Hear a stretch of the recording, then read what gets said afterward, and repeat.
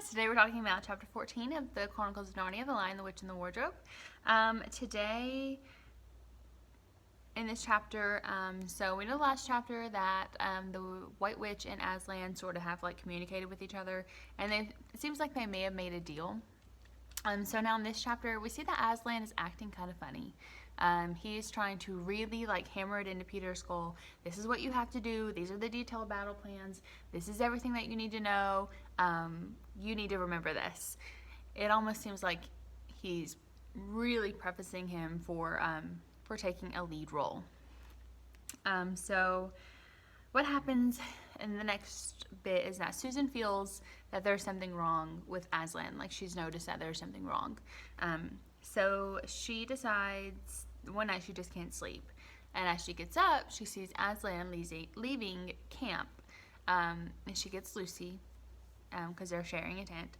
And she says, okay, let's see what's going on.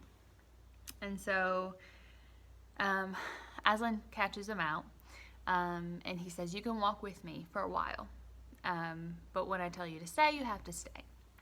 So what Aslan is doing is he is going to the actual stone table.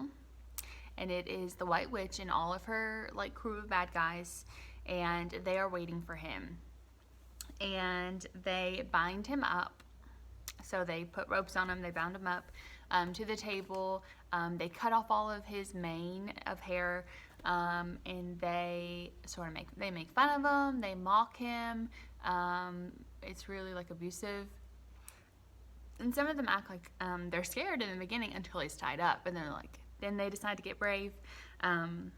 So there is a lot of symbolism here, a lot of religious symbolism, which definitely I feel like was on purpose.